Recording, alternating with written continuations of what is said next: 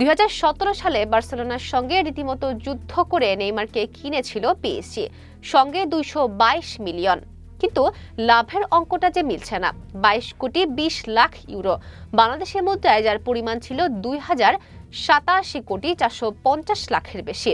Barcelona থেকে বিশাল এই transfer ফিতে পিএসজিতে নাম লেখা নেইমার, কিন্তু ব্রাজিলের ফুটবলের পোস্টার বয়ের পেছনে এত টাকা খরচ করে ঠিক কি পেল পিএসজি?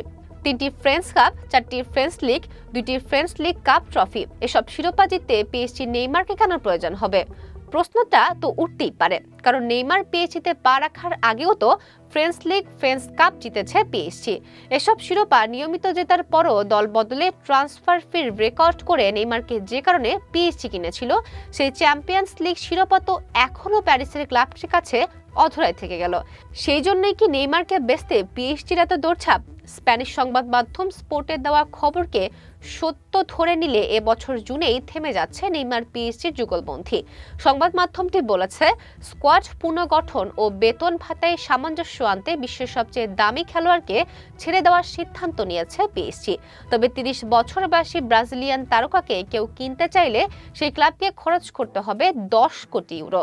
পিএসজি এই মুহূর্তে অগ্রাধিকার দিচ্ছে এমবাপ্পে ও মেসিকে ধরে রাখার উপর। মেসি গত বছরের মে মাসে পিএসজির সঙ্গে চুক্তি নবায়ন করেছে। প্যারিসের ক্লাবটির আশা, জুনে চুক্তির মেয়াদ শেষ হওয়ার আগেই নতুন করে আবার চুক্তিবদ্ধ হবেন আর্জেন্টিনার বিশ্বকাপ জয়ী এই তারকা। এর মধ্যে বিশ্বকাপ জিতে প্যারিসে ফিরে গার্ড অনারও পেয়েছেন মেসি।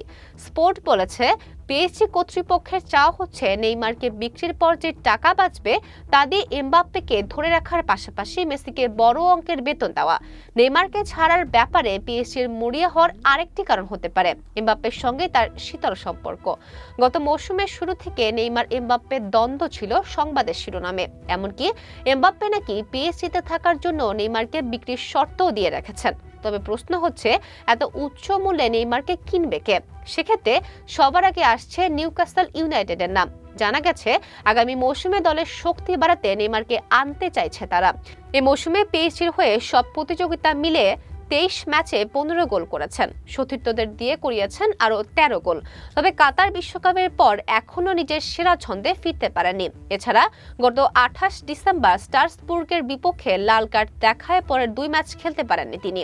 সব মিলিয়ে একটা আলোচনা নেইমারের পিছুই ছাড়ছে না। এত দামে ব্রাজিলিয়ান তারকাকে দলে ফিরিয়ে পিএসজির কতটা লাভ হলো? পিএসজি চ্যাম্পিয়ন্স লিগ না জেতা পর্যন্ত হয়তো এটা চলতেই থাকবে।